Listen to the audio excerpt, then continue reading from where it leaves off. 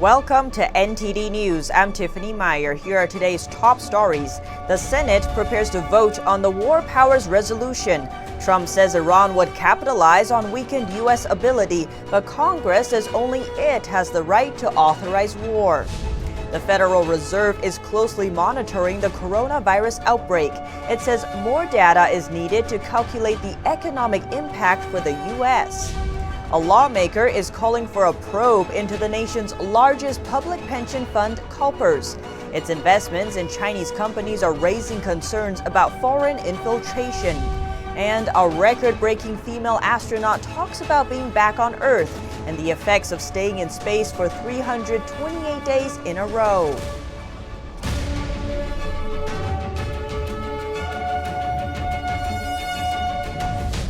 The Senate is advancing a vote to limit President Trump's ability to use the military against Iran.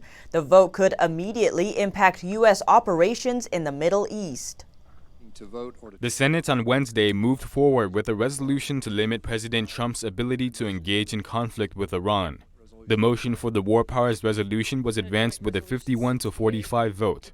Senator Tim Kaine sponsored the resolution and claims it has nothing to do specifically with President Trump. The resolution is pretty simple. We should not be at war with Iran unless Congress votes to authorize such a war. If the resolution passes, the U.S. military would need to stop operations against Iran unless Congress approves. The motion comes after some members of Congress criticized the killing of Iranian terrorist leader Qasem Soleimani. Some senators say the timing of the resolution is strange, considering recent actions in the Middle East. They say it would limit the president's ability to defend the country at a time when he is most needed. And I can't imagine why we're doing this now. It makes conflict more likely, not less. Tweets from President Trump urged senators not to support the resolution, saying that Iran would take advantage of the situation. If the resolution passes, Trump is expected to veto it. A final vote is expected today. And in other news, Iowa's Democratic Party chairman has resigned. His resignation comes after the caucus process that resulted in no clear winner. Iowa's Democratic Party chairman Troy Price issuing his resignation statement on Wednesday. He quickly came under fire after last Tuesday's caucus for overseeing a process that took days to release a full vote count. In his resignation, he apologized for the faulty reporting methods and took responsibility. Price says he will call an emergency meeting of the state Central Committee Saturday to select an interim chair. That person will oversee the recanvass.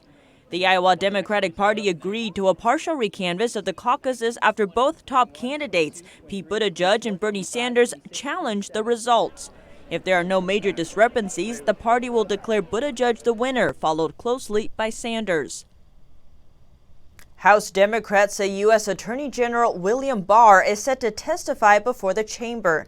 They have taken issue with his legal conduct related to President Trump, but the White House says it's unfounded. According to House Democrats, Attorney General William Barr has agreed to testify before the House Judiciary Committee on March 31st. The lawmakers raised concerns with Barr's legal conduct relating to President Trump. They cited the creation of a new system to vet information, which was submitted by the president's lawyer, Rudy Giuliani. Earlier this week, Barr said the process was established so that the department can scrutinize information it receives from Ukraine, which he says cannot be taken at face value. House Democrats also expressed concern about a case relating to the former Trump campaign advisor, Roger Stone. Justice Department prosecutors this week recommended a 7 to 9 year prison sentence for Stone for the 7 counts against him, including obstructing justice. But the next day, the department requested a much shorter sentence.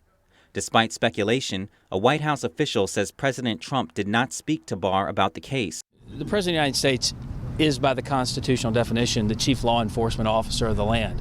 While he has the right to have a conversation with the Attorney General, he did not. After the Justice Department made the request, 4 prosecutors withdrew from the case, and 1 resigned from the department. A U.S. representative is urging California's governor to investigate possible Chinese infiltration. The source? The nation's largest public pension fund. A lawmaker on Wednesday urged California Governor Gavin Newsom to fire the chief investment officer of the state's public pension fund. The California Public Employees Retirement System, or CalPERS CIO Yu Ben Meng, was said in the letter to have a long and cozy relationship with Beijing. Indiana Representative Jim Banks said Meng's relationship with the Chinese Communist Party requires thorough investigation. Meng was born in China. He worked for CalPERS in 2008 and then again in 2019. In between, he worked for the Chinese regime, overseeing China's U.S. Treasury security holdings.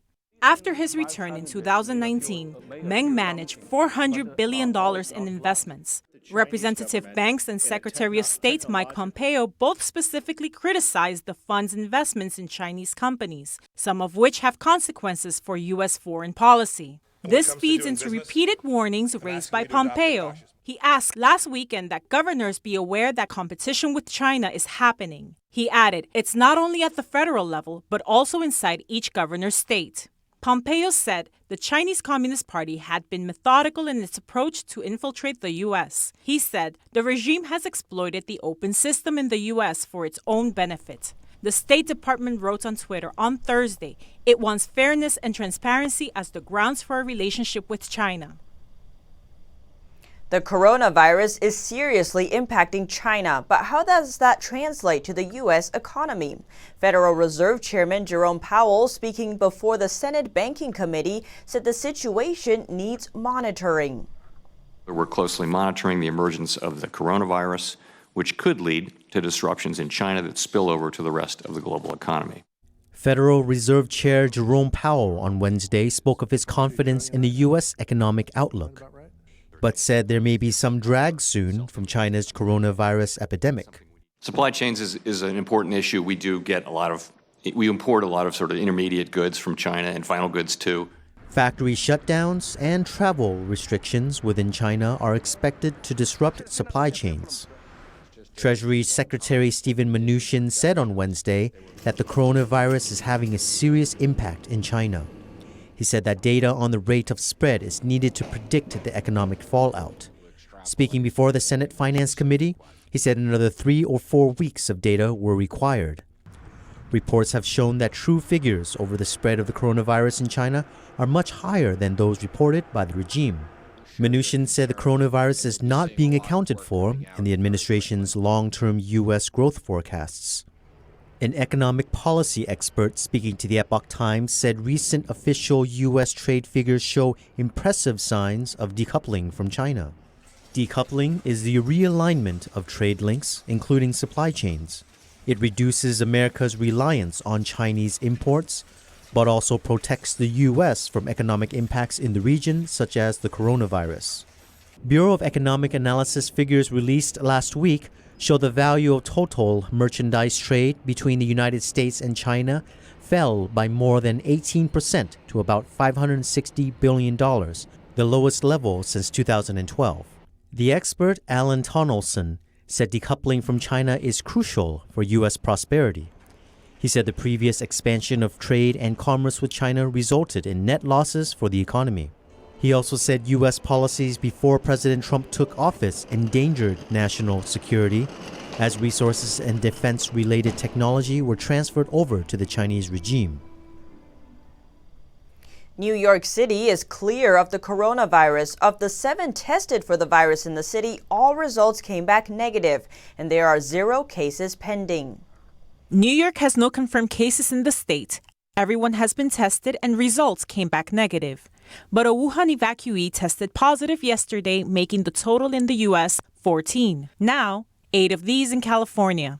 Currently, more than 600 Wuhan evacuees are still under federal quarantine. A top Centers for Disease Control and Prevention official said they are preparing for the new coronavirus to take a foothold inside the U.S. So far, 1 American has died from the disease in Wuhan. Dr. Nancy Messonnier from CDC says at some point people are likely to see community spread in the U.S. or in other countries, and this will trigger a change in their response strategy. Chinese health officials said on Wednesday the rate of infection has been slowing, but CDC is unsure if this is the case. Dr. Messonnier says the direct data still hasn't been made available to U.S. experts. China has allowed an advanced team from the World Health Organization to enter and to help probe the outbreak of the virus, but has not approved any American experts to be part of the team. The CDC wants to have experts on the ground in China to probe questions surrounding the virus, but the Chinese Communist Party has repeatedly rebuffed U.S. offers of assistance. After 6 weeks in quarantine, a California mom has finally reunited with her 2 younger children. It wasn't just another day when she and her husband picked them up from school.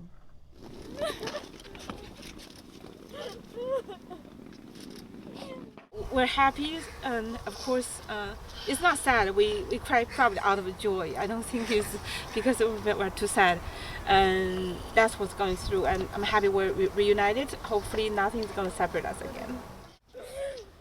6 weeks ago, Esther Tabika and her 15-year-old daughter flew from San Francisco to China to visit Tabika's parents in Wuhan. As soon as they arrived, panic began to spread around the city about the coronavirus outbreak. When the Chinese regime locked down the city, Tabika contacted the local U.S. consulate and was able to secure seats on the first U.S. evacuation flight out of Wuhan 2 weeks ago. Tabika and her 15-year-old daughter landed in March Air Reserve Base in Southern California, where they have been quarantined for 2 weeks. I think the government has been very accommodating and very generous, and I think it is very costly to contain so many people. We're talking about roughly 200 people in there for 2 weeks. They were finally let out on Tuesday. Tabika says she plans on taking some time away from her work as an acupuncturist to cook for her family. Residents of Worthing on England's south coast said yesterday they are concerned about the spread of the coronavirus. A staff member working in the emergency department of a local hospital was diagnosed with the virus. Staff at Worthing Hospital received a memo on Tuesday telling them that a member of staff had been diagnosed with the illness.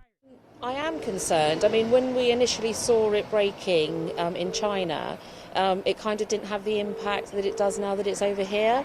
In Brighton, it was frightening enough, but now that it's in Worthing, I mean, it is scary. There are 9 confirmed coronavirus cases in the UK so far. After he contracted the virus in Singapore, British man Steve Walsh is believed to have infected about a dozen others while traveling. But the National Health Service says he was discharged from a London hospital after making a full recovery. Walsh issued a statement to media outlets on Wednesday saying he is happy to be home and feeling well. UK hospitals are prepared for more virus cases. Meanwhile, doctors warn the London Underground is potentially a breeding ground for the spread of the highly contagious coronavirus.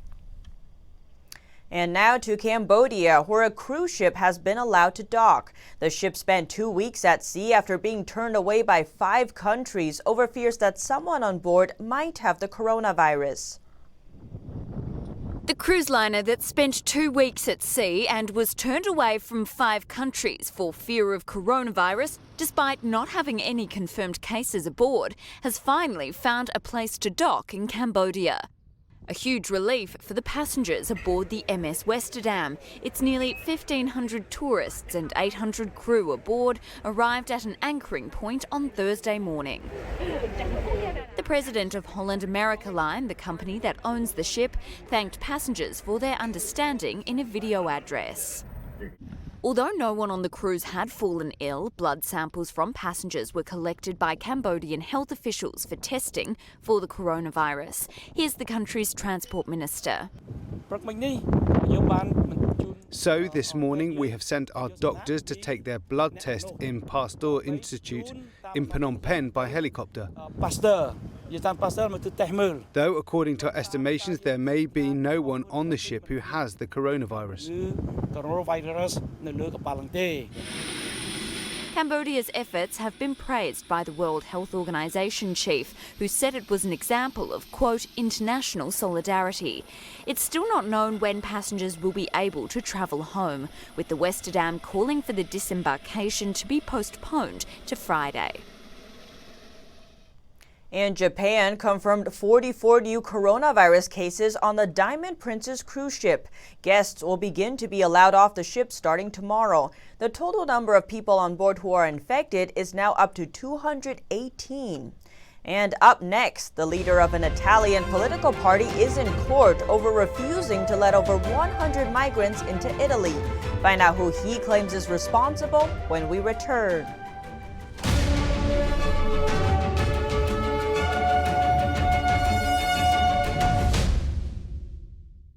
When you look at TV networks in America, a soundbite and fight-it-out culture prevails on news and commentary programs. As a Canadian, I'm fascinated with America, and I wanted to offer American thought leaders an opportunity to share their thoughts in a deep dive format where we can explore their ideas together. And so American Thought Leaders was born. The world's most brilliant thinkers believed that open discourse was the key to greatness. However, all around the world, we see that discourse is being stifled and political agendas have subverted media. The Epoch Times launched its Global Thought Leaders program to bring back this great tradition of free thought. As the host of American Thought Leaders, every week I interview some of the most intriguing minds on the most pressing issues of our time. Be sure to check out our new episodes every week.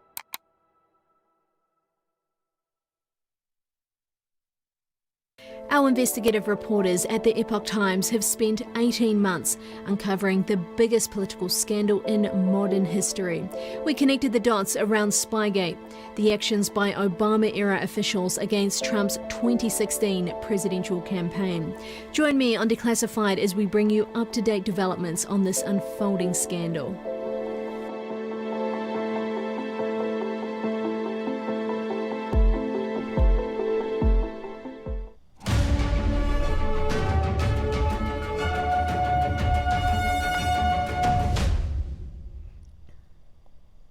Italy's foreign deputy and interior minister says any effort to prosecute him is scapegoating. That's in reference to his past refusal to allow a migrant rescue vessel to dock. He says the entire government was involved at the time, including opponents. The leader of Italy's right-wing League party, Matteo Salvini, claims he and his former government were all in it together when it came to taking the decision to deny the disembarkation of migrants from a Coast Guard ship last year. He was speaking Thursday, a day after the Senate voted to lift his immunity from prosecution, opening the way for a potential trial over accusations that he illegally detained the migrants. Salvini appeared at a news conference, not holding back at naming those others involved. The days when I blocked the ship before the disembarkation was a shared decision, agreed with Conte, Di Maio, Bonafede and Toninelli.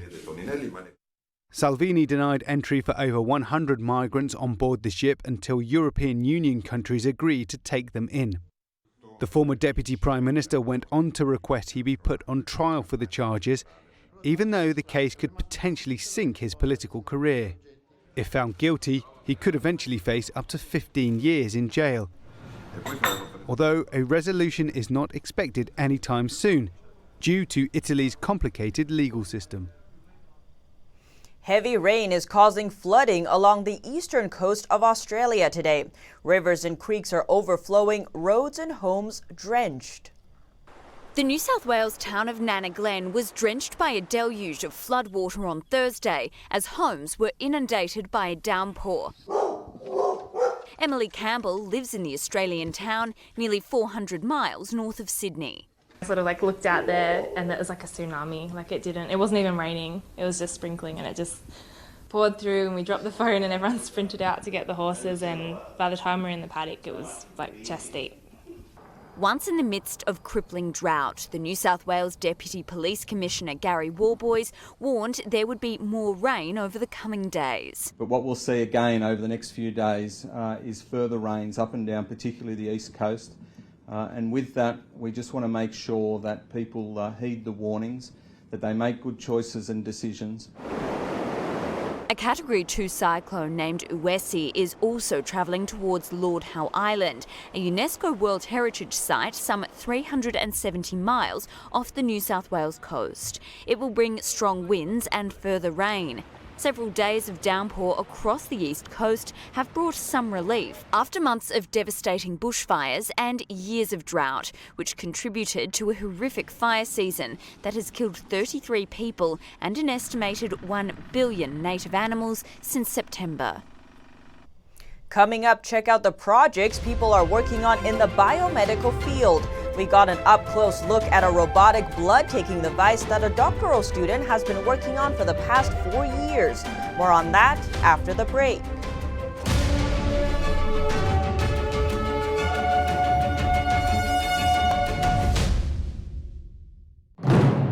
I have traveled all over the world to 50 countries now, and I have never seen a production any better than this.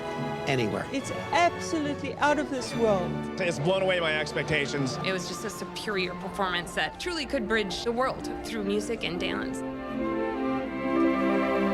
Startling and breathtaking. We haven't had quite an experience like that in all the years that I've lived here, so it was special for us. I think that I learned more in this performance than I actually do in a whole week of school.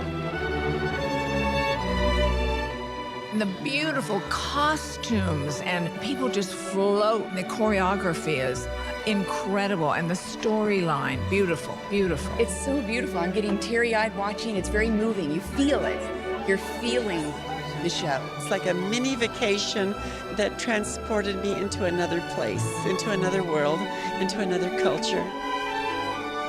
When I came here tonight, I felt very dejected about the human race, about everything going on in this world. And during the performance, I just felt now there is hope for each of us individually, as well as for all of us collectively. Shenyun was more breathtaking, more heart-wrenchingly beautiful, more amazing than I had expected.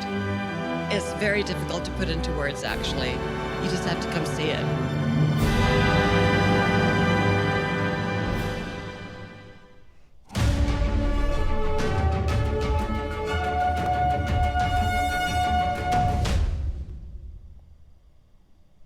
A device that draws blood, that's what a research team in New Jersey is working on. They conducted the first human clinical study to test it out. NTD's Melina Weisskopf reports from the lab where the device was made. I'm here at Rutgers University in New Jersey, where a PhD student has been working on a piece of technology that can potentially be used to draw blood. So let's go in and see it in action. The electromagnet clip holds the needle in place. Then the device starts finding the vein. So right now the device's job is to find the vessel and to align it. It uses ultrasound imaging, a sort of echolocation which sends sound waves into the arm, and then the device will be able to tell where the vessel is in the arm. And then from there, it perform the necessary needle alignments and insert the needle into the vessel with high precision and accuracy. And to put the accuracy to the test, Leipheimer and his team of collaborators conducted a human clinical trial. Out of 31 people, they ended up with a success rate of 87%. He said that some were nervous at first, but after it was over, they felt more comfortable with the idea. In fact, one of the reasons he's working on a handheld version of the device is because of the uneasiness some people may feel when they hear about a robot taking blood. And previously, we had developed a benchtop device where the robot did ideally almost all of the procedure with little human supervision required.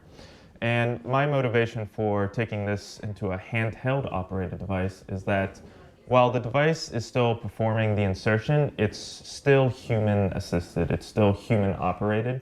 He said that in the future, he hopes it can help speed up the process of taking blood, locating the vessels faster and more accurately so that patients with harder to detect veins won't have to be poked with the needle multiple times. There are still some tweaks and fine-tuning to do to make it user-friendly and a bit more convenient before it can be commercialized. Reporting from New Jersey, Melina Weisskopf, NTD News. Could be something to look out for during future doctor's visits. And now to Tesla, which is recalling most of the Model X SUVs that it built before October 2016 because of faulty power steering. The recall will affect 15,000 cars. Tesla is recalling more than 15,000 cars because of a power steering issue that could increase the risk of a crash. The recall order affects its Model X SUV in North America. Tesla has found vulnerabilities in aluminium bolts, which could break and cause a complete power steering failure. Areas with very cold climates that use road salts are thought to be most at risk, but Tesla said drivers can continue to use their vehicles before the issue gets addressed. While no accidents or casualties have been reported, the electric car manufacturer decided to call back the 2016 models and offer to fix the fault. Tesla issued a similar recall 2 years ago for 123,000 Model S vehicles worldwide that were built before April 2016. On that occasion, it called for replacing steering assist motor bolts. Coming up, scientists are researching mysterious radio signals coming from a distant galaxy.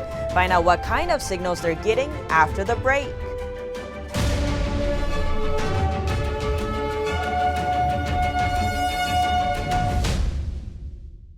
We are being censored. America's news outlets no longer provide the truth.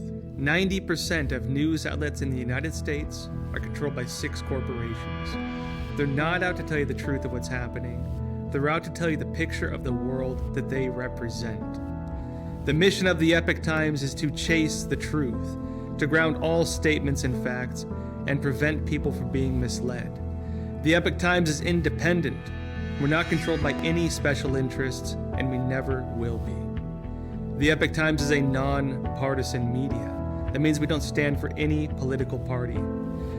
This is a battle between truth and deceit, a battle between forces that would ensnare this country in ignorance, and between a media that wants to present you with the truth.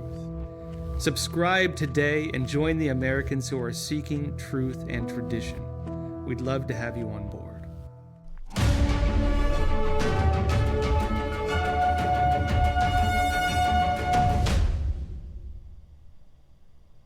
And now to outer space. Scientists are noticing a pattern in a series of bursts coming from a single source 500 million light years from Earth. Fast radio bursts, or FRBs, are millisecond-long bursts of radio waves in space. Individual radio bursts emit once and don't repeat. But repeating fast radio bursts are known to send out short, energetic radio waves multiple times. And usually when they repeat, it's sporadic or in a cluster, according to previous observations.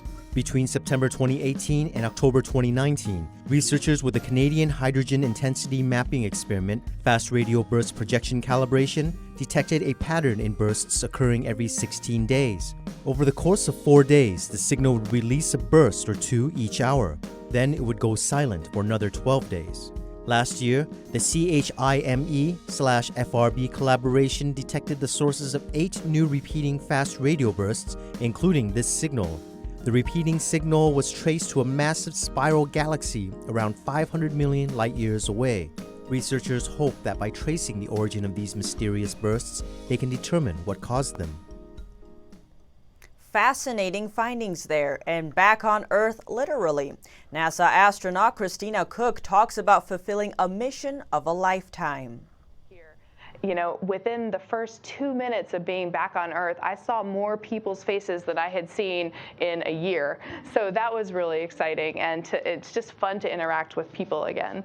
That may be an understatement, given that American astronaut Christina Cooke now holds the record for the most consecutive days in space, 328.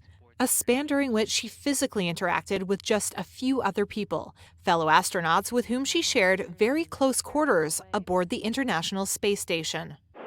Thumbs up and a huge smile. Cooke returned to Earth last Thursday, and while she was allotted for her feat, she hopes it's not too long before another woman rockets past her milestone. So my main message to anyone who has a dream is to follow your passions, be true to yourself, do what you love, and live the life that you've imagined for yourself. Cooke also led the first all-female spacewalk in October with fellow NASA astronaut Jessica Meir when they stepped out of the space station at the same time. Her 328-day mission gave insight on how weightlessness and space radiation affect the female body on long missions. So far, so good. The next step for a female astronaut could be the moon. So I like to say that I'm just excited that I'll probably know the first woman and the next man to walk on the surface of the moon, but any of us would be ready and honored to accept that mission if it were offered to us. But for the time being, Cooke said she is enjoying life back in her hometown of Galveston, Texas, with its earthly luxuries of trips to the beach, munching on chips and salsa, spending time with her pooch, and gravity. And that's all for now. Thanks for tuning in. Join us again tonight. I'm Tiffany Meyer.